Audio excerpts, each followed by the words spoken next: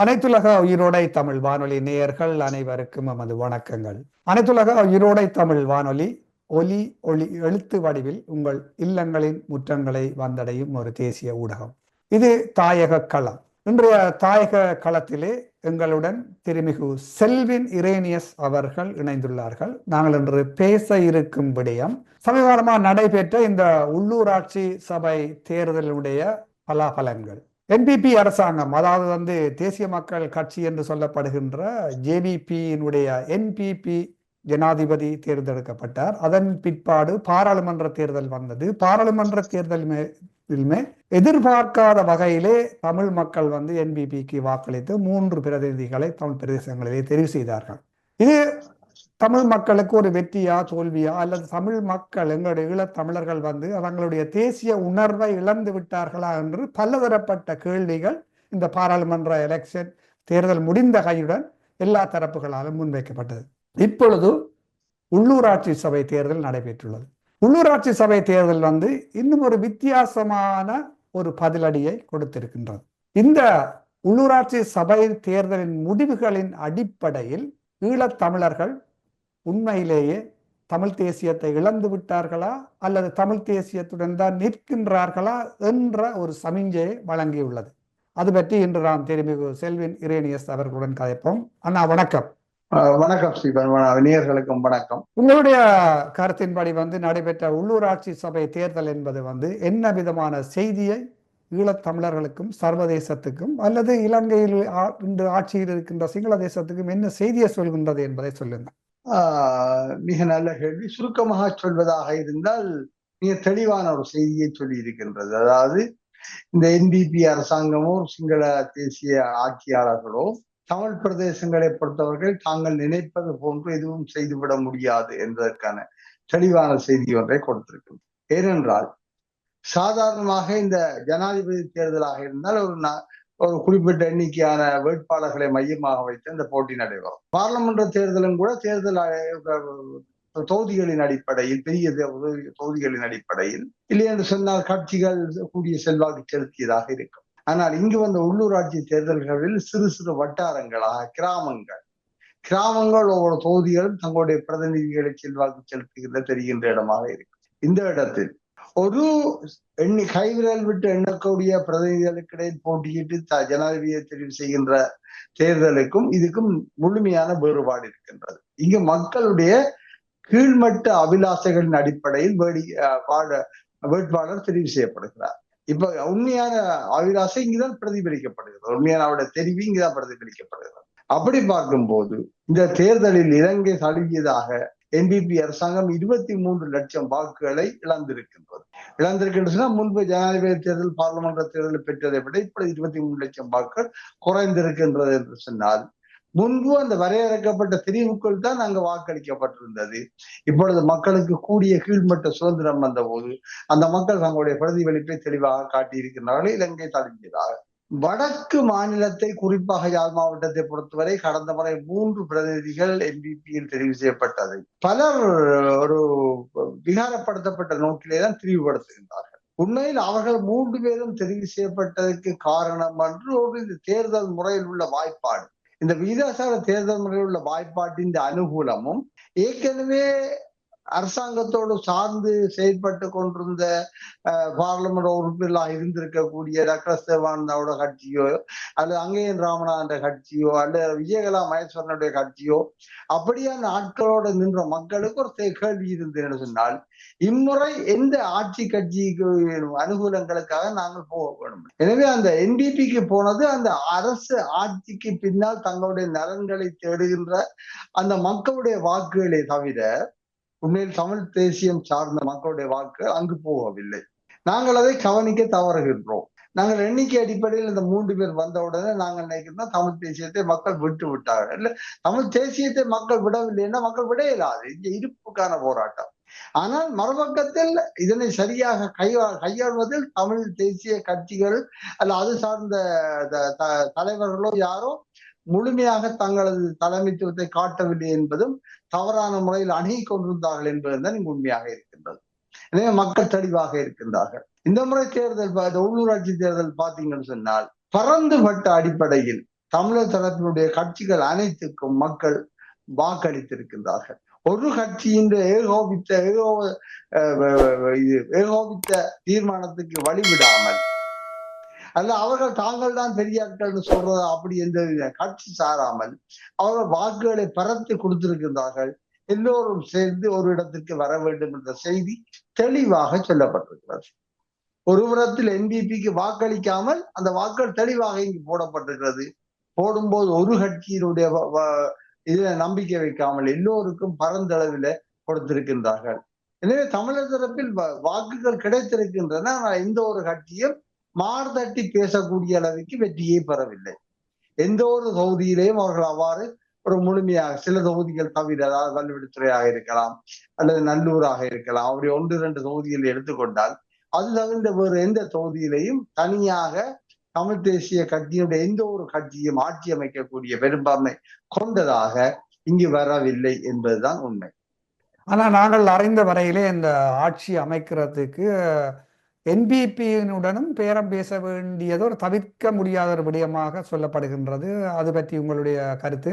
இல்ல, அடிப்படையில் நான் நேற்றைய தினம் இந்த கலந்துரையாடலுக்காக நான் எல்லா புள்ளிவிவரங்களையும் முழுமையாக ஆராய்ந்து பார்த்தேன். என்பிபியுடன் பேரம் பேசாமலே தமிழ் தேசிய நிலைப்பாட்டில் இருக்கக்கூடிய 4 கட்சிகள் இங்கு இருக்கின்றன.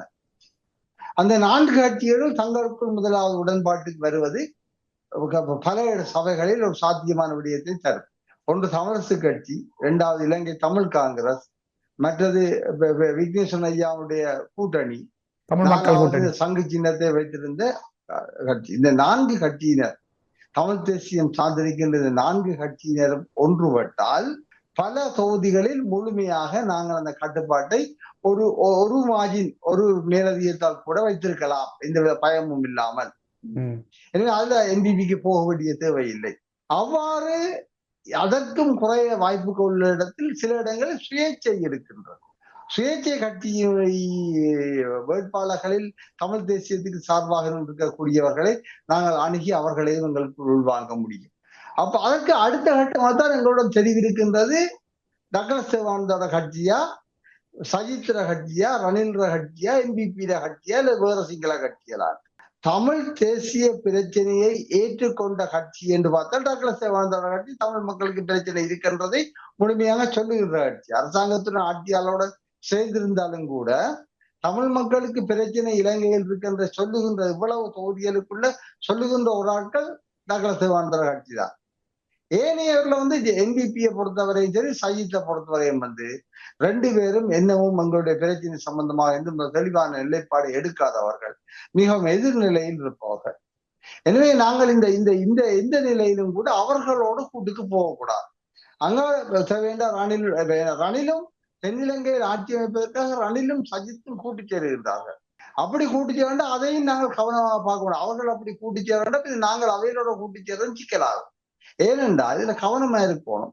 பிரதேச சபைகளின் செயற்பாடுகளில் நாங்கள் தமிழ் மக்களுடைய தேசியம் சார்ந்த தீர்மானங்களை முன்மொழியும் போது எந்தவித சங்கடமும் இல்லாமல் பெரும்பான்மையை நாங்கள் நிறைவேற்றக்கூடிய முறையில் நாங்கள் ஆட்கள அணியை வைத்திருக்க வேண்டும்.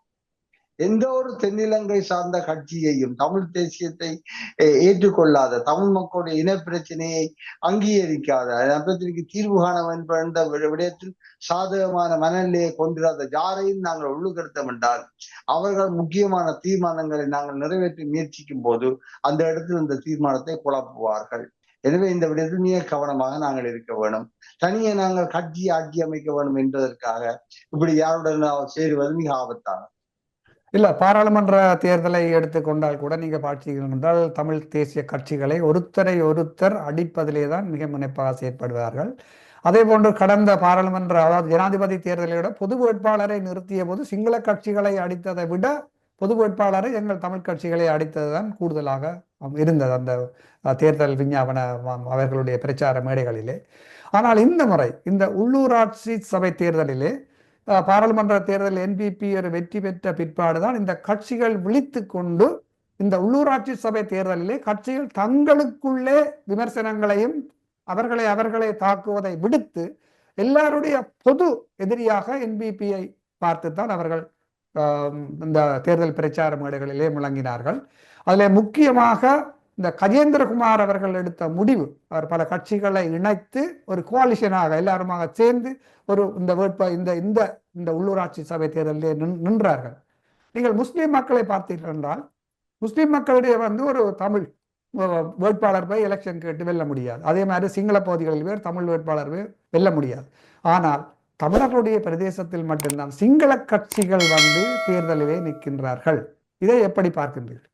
இது எங்களுடைய அணுகுமுறை தவறுதான். இந்த உள்ளூராட்சி தேர்தல் முறையில நாங்கள் சிங்கள பிரதேசங்களிலும் கூட சில வேளைகளில் சுயேட்சையாகவோ கட்சியாக போட்டிருந்தால் சில வேளைகளில் மிக குறைந்த வாக்கோடு இந்த தேர்தல் இந்த சூட்சுமத்துக்கு கூடாக ஒரு பிரதிநிதித்துவத்தை நாங்கள் உருவாக்கி இருக்கலாம். உதாரணமா திருவண்ணாமலையில சேருவில பிரதேச சபையில் நாங்கள் யாருமே போட்டி போடவில்லை, நாங்கள் போகவும் இல்லை. ஆனால் சில வேளையில் நாங்கள் ஒரு தமிழ் கட்சி அங்கு போட்டி போட்டிருந்தால் சில 100-200 வாக்குகள் இருந்தாலும் கூட இந்த போனஸ் ஆசனம் என்ற வகையில் எங்களுக்கு ஒரு பிரதிநிதித்துவம் கிடைத்திருக்கலாம். மொரவேவா திருவண்ணாமலையில் மொரவேவான்னு சொல்ற முதலிக்குளம் பிரதேச சபை அங்க கூட இதுக்கு சாத்தியம் இருந்தது.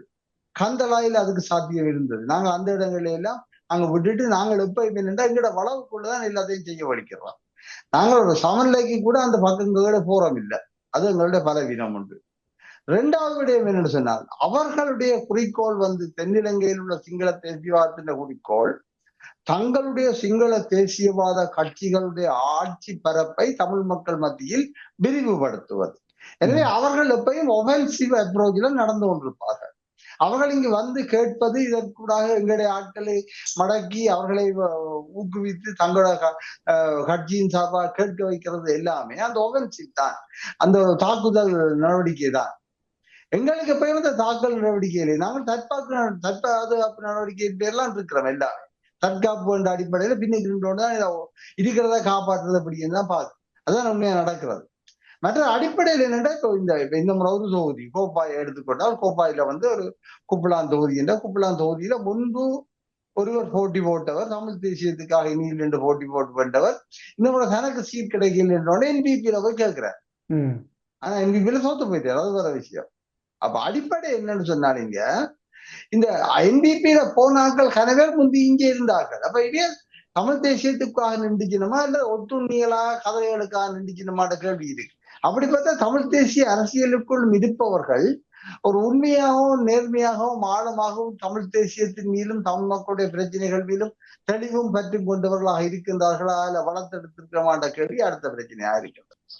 அப்ப உண்மையா எங்கட பக்கத்துல நிரம்ப பலவீனம் இருக்கு. நாங்கள் என்னவுமே கட்சியாத்தான் அடிபடுறோம்.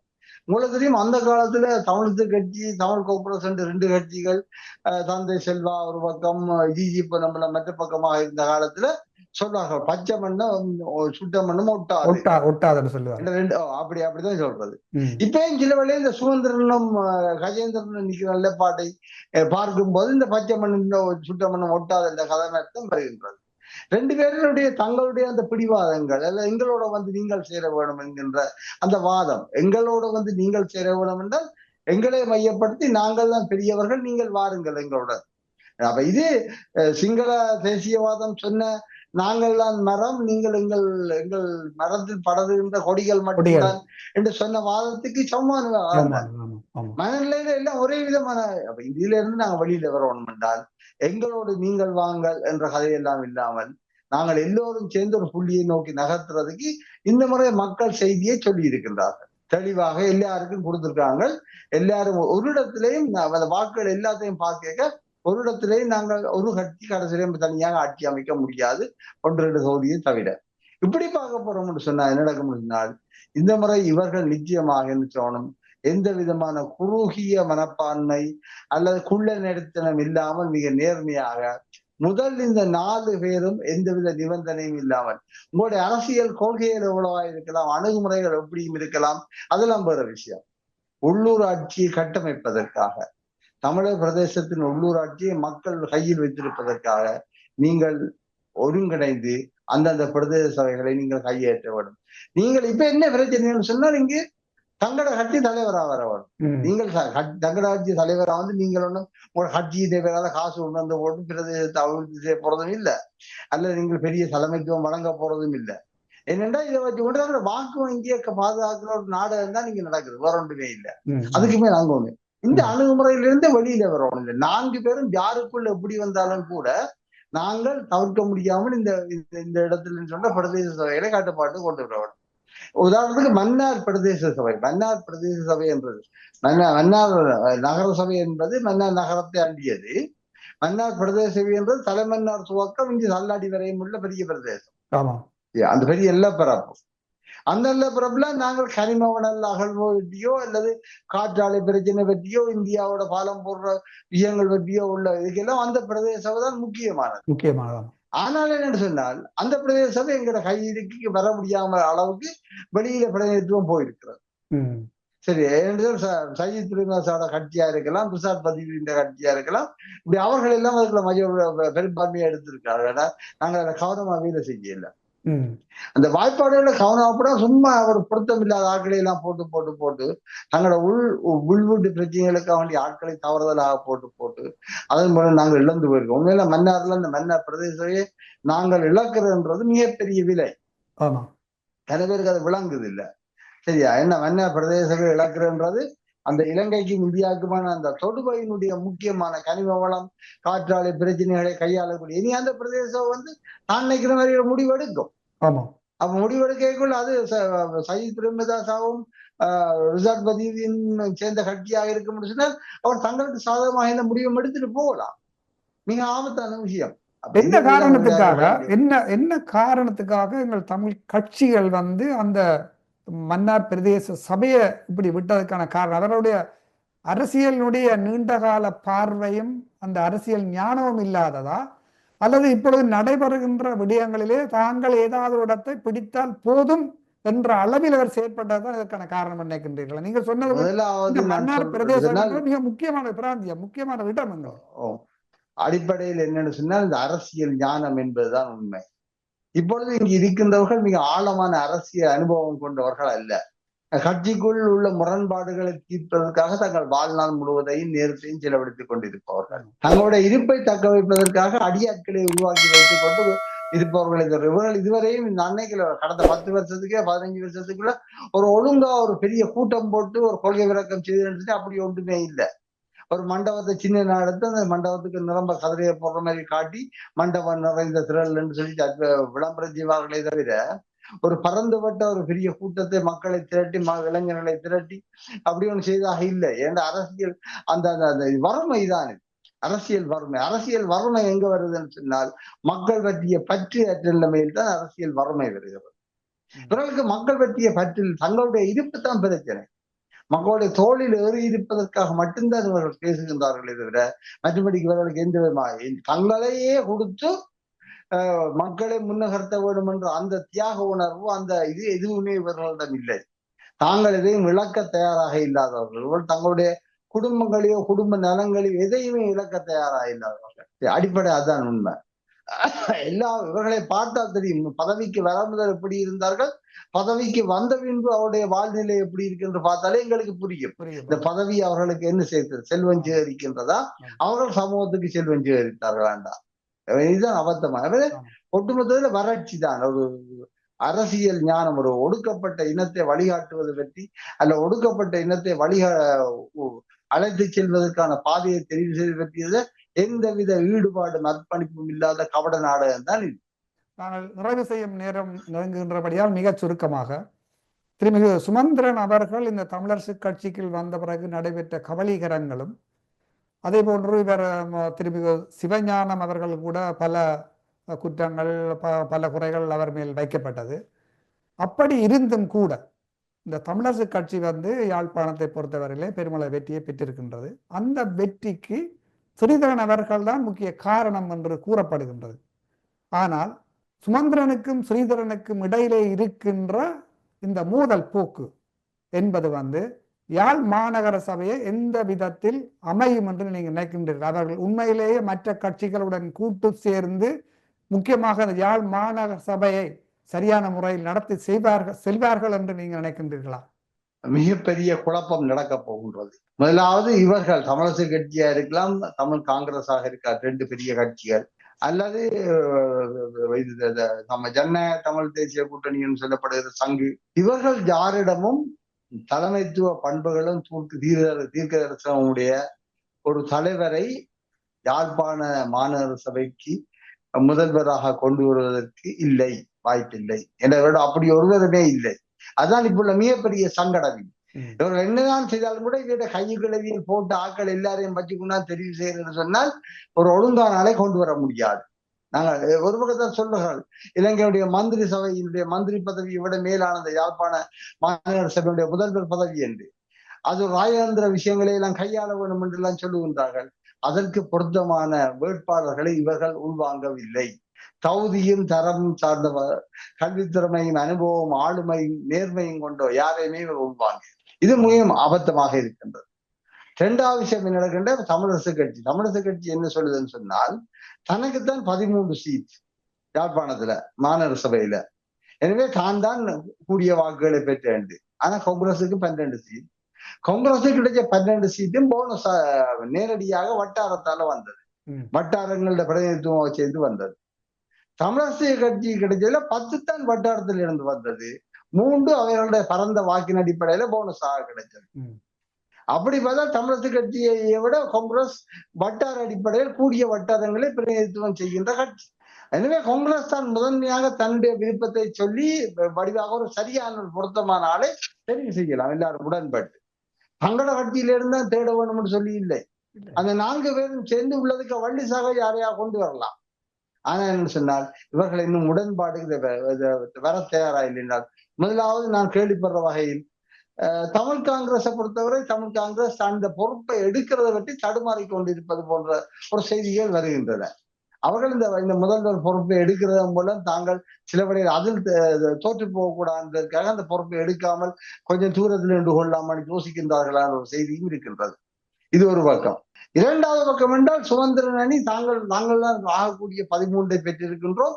எனவே அந்த 13 பெற்றிருக்கின்றபடியால் எங்களைத்தான் நீங்கள் எல்லாரும் நெருங்கி வர வேண்டும், எங்களை ஆதரிக்க வேண்டும் என்பதற்காக அவர் செய்கின்ற குள்ளத்தனம்.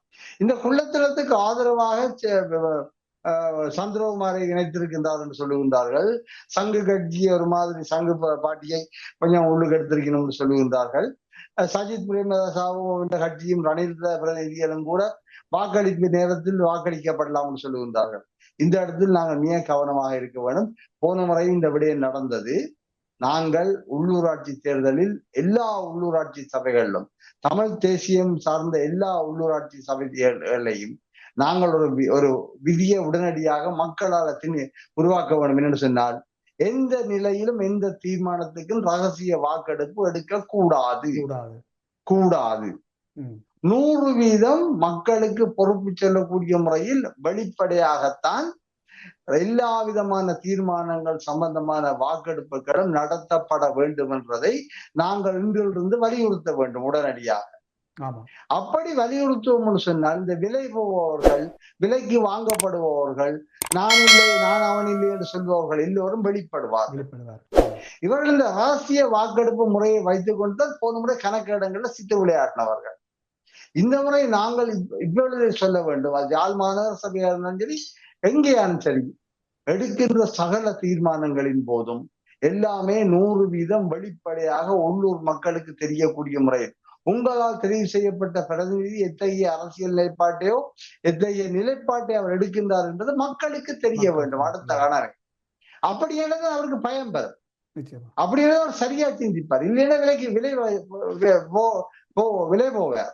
எனவே நான் நினைக்கின்றேன் சொன்னால், மாநகர சபையில் குழப்பத்துக்கான் இருக்கின்றது.